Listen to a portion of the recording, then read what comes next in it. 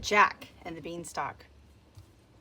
Retold by award-winning author Carol Ottolenghi, illustrated by Guy Perifo.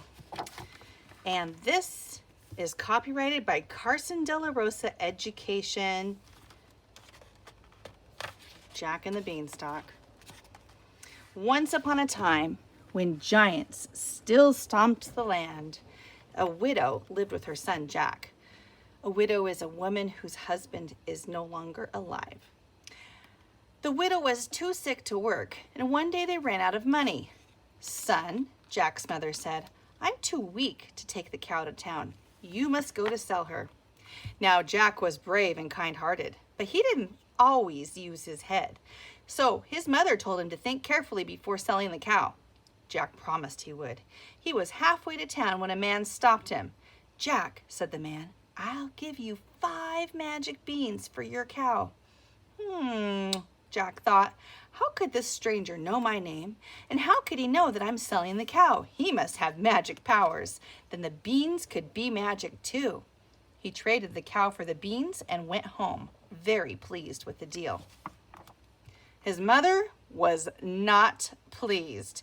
"You were tricked, you silly boy," she cried. "There are no such thing as magic beans." Angrily, she threw the beans out the window. "Now we have no cow and no money," she said. "What shall we do?" The next morning, something tickled Jack's nose and woke him up. Surprised, Jack saw that a huge leaf had poked in his window. He pushed it away and peeked outside. A thick beanstalk stretched up, up, up, its top hidden by clouds. "They were magic beans," he whispered. Without waking his mother, Jack started climbing the beanstalk. His arms and legs began to ache, but he forgot about them when he saw the castle. Jack knocked on the castle door. A giant woman opened it. "Who's there?" she asked, peering around. "I don't see well, so speak up." Jack wasn't sure he wanted her to see him, but he was very hungry. "I'm down here," he said. "Do you have any work I can do for food?" The giantess picked up Jack by his collar and plopped him on the huge stone floor. "Start scrubbing," she ordered. Thud, thud, thud. "Ugh," said the woman. It's my husband. Hide in the cupboard so he doesn't eat you. Scrub the floor later." The giant came in. He took one sniff and said, "Fee, fi, fo, fum. I smell the blood of an Englishman. Be he alive or be he dead, I'll grind his bones to make my bread." "Don't be silly," his wife said. "You smell breakfast. Eat while it's hot." After breakfast, the giant opened his bags of gold. He began counting the pieces, but fell asleep after 135,091. Just a little gold would feed Mother and me for a long time, Jack thought. He snatched a small bag and climbed quickly down the beanstalk. Jack's mother was delighted, but when she heard where Jack had gotten the gold, she hugged him tight. "Those giants robbed us of that gold and 2 other treasures," she said. "They killed your father. I grabbed you and escaped. Promise that you won't go back for more gold." Jack promised. The next morning, he climbed the beanstalk again. "I promised not to go back for the gold," the boy thought as he climbed. "I didn't say I wouldn't go back for something else. After all, it was ours." Jack banged on the castle door. The giantess squinted her eyes and peered down at him.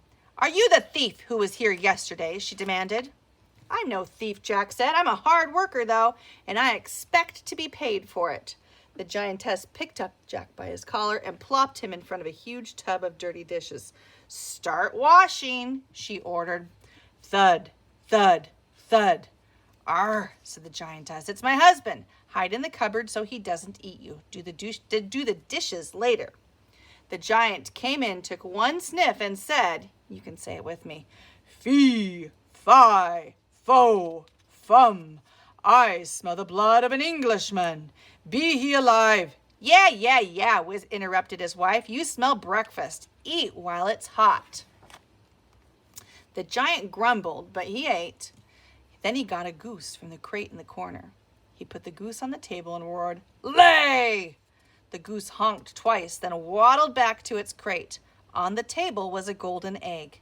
The giant tossed it up and down like a ball. Then his eyes began to hurt from looking at the shiny gold, so he shut them. As soon as the giant fell asleep, Jack grabbed the goose and quickly slid down the beanstalk. His mother was waiting at the bottom of the beanstalk. She was very angry with Jack. "I didn't exactly promise not to go up again," Jack explained.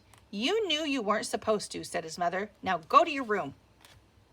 Jack knew that he shouldn't, but the next morning before his mother woke, he climbed to the castle.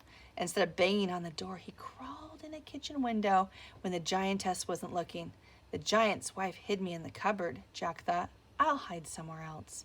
He climbed into the washtub. Soon he heard thud, thud, thud. The giant came in, took one sniff, and said, "Ready?"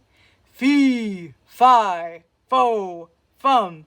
I smell." "You certainly do," interrupted the wife. "That little thief probably sneaked in again. He always hides in the cupboard." But Jack wasn't there. The giant ate his breakfast. Then he got out a golden harp. "Play," he roared. The harp sounded like a sparkling stream pouring over pebbles. The lady of the harp sang a song with no words. Jack was entranced. The music put the giant to sleep. Jack grabbed the harp, but he almost dropped it when it screamed, "Master! Master!" The giant woke and thudded after Jack. Jack half scrambled, half slid down the beanstalk. "Mother!" he yelled. "Get the axe!" Jack's mother saw the giant close behind Jack. She grabbed the axe and whacked the beanstalk. "Jump, Jack! Jump!" she hollered, and whacked it again. Jack jumped to the ground. He snatched the axe and whacked the stalk until it snapped in two. Kaboom! The giant and the beanstalk hit the ground together, and that was the end of the giant. Jack, his mother, the goose, and the harp lived very happily together, except for the time Jack went to town to buy a pig. Ah, but that is another story.